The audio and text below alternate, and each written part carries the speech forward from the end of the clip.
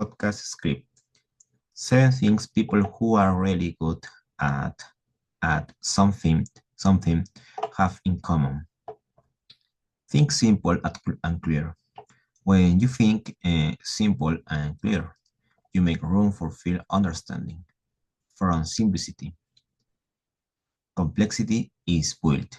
It's not about jumping into advanced techniques that you don't really grasp yet, but about mastering the basics.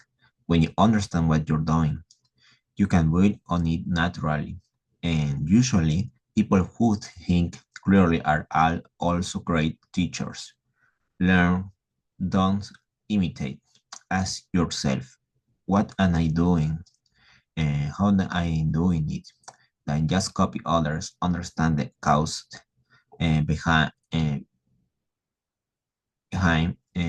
behind what they do and adapt those lessons to your own way of working. Learning is about understanding and applying, not imitating, hoping for the same results. Be self-critical and objective. Avoid getting too emotional when things go wrong. Don't waste time blaming others. Instead, look at your work objectively and ask, what went wrong? That's how you stop repeating mistakes. Admire, don't envy. Admiration is one of the best ways to learn. When you admire someone, you ask, how do they do it? And that curiosity pushes you to grow.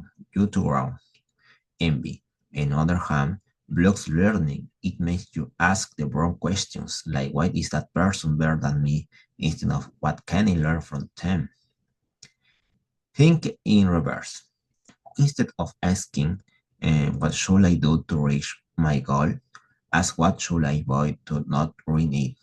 Thinking in reverse helps you spot mistakes before they happen. Focus on the short-term actions that move you toward your long-term goals. Work with what's in front of you. The person is your best tool for the future. Let go easily.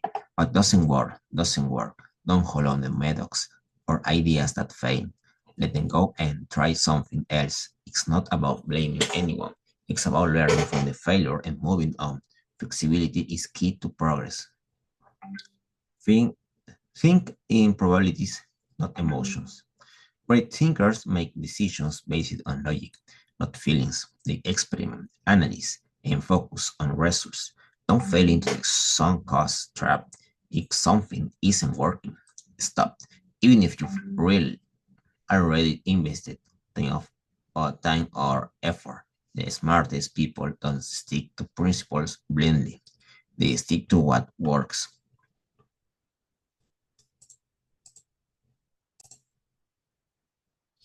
Generate by Charles Bukowski, chapter 44. The Chinasty Blue Line had been tainted by a series of peasant servants who had surrounded their real lives for fractional and illusionary gains.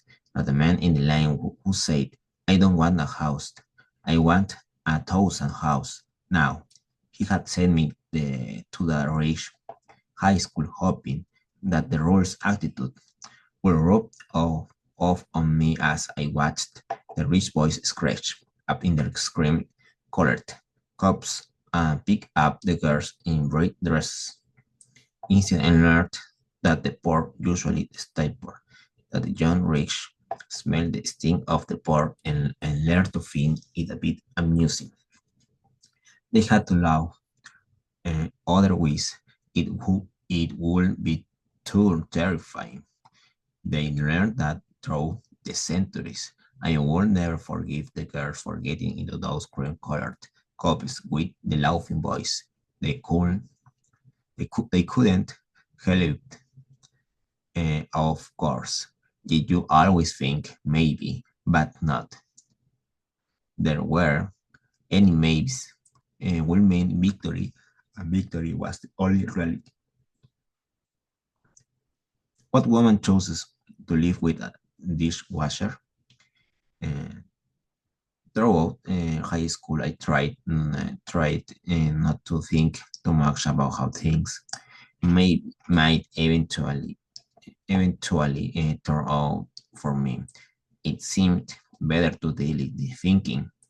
Finally, it was the day of the senior prom. It was held in the girls' gym with live music, a real band. I don't know why, but I walked over that night, the 2.5 miles from my parents' place. I stood outside in the dark and looked in there through the wheel-covered window, and I was astonished. All the girls looked very grown up, still lovely. They were in long dresses, and I looked beautiful. I almost didn't recognize them and the boys in their tuxes. They looked great, and they danced straight, each of them holding a girl in his arms, their face pressed against the girl's hair. They all danced beautifully, and the music was loud and clear and good, powerful. Then I glimpsed of my reflection staring in at them, pulse and scars on my face, my rugged shirt. I was like some jungle animal drawn to the light. I looked in. When I had come, I felt sick, but I kept watching. The dance ended. There was a pause. Couples spoke easily to each other. It was natural and civilized. Where had they learned to converse and to dance? I couldn't converse of dance or dance. Everybody knew something I didn't know. The girls looked so good, and the boys so handsome. I would be too terrified to even look at one of those girls, let alone be close to one. To look into her eyes or dance would beyond me. And yet I knew that what I saw wasn't as simple and good as it appeared.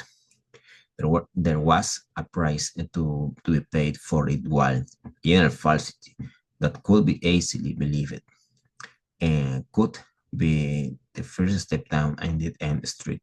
The band began to play again, and the boys and girls began to dance again in the lights revolved overhead, throwing shakes of gold. Then red, then blue, then green, then gold again on the couples. Uh, as I watched, then I said to myself, someday my dance will begin. And when that say comes, it, it will have something that I don't have. But then I got to be too much for me. I hated them. I hated their beauty, the untroubled. And it was as I watched them dance through the magic colored pools of lights, holding each other, feeling so goodly unscathed children, temporarily in look. I hate them because they had something I had not yet had. And I said to myself again, someday I will be as happy as any of you. You will see. They keep dancing and repeat into them. Then the word was sound behind me. Hey, what are you doing? It was a Norman and man with a flashlight. He had a head like a frog's head. I'm watching the dance. He held flashing flash. He held a flashlight right up under his nose. His eyes were round and large. They gleamed like cats' eyes in the moonlight.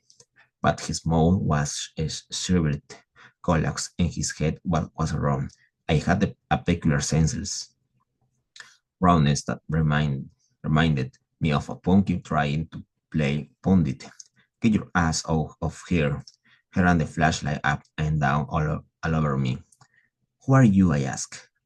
I'm the night custodian. Get your ass out of here before I call the cops. What for?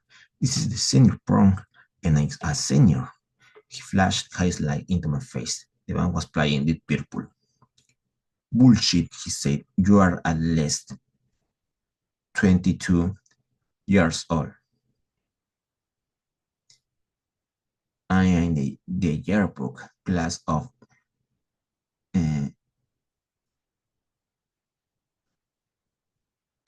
of 1939 graduating class. Harry Chinaski. Why aren't you in there dancing? Forget it, I'm going home. Do that. I walk off, I keep walking. His flashlight lit on the path. The light followed me. I walked off campus. It was a nice warm night, almost hot. I thought I saw some fireflies, but I wasn't sure. Sure.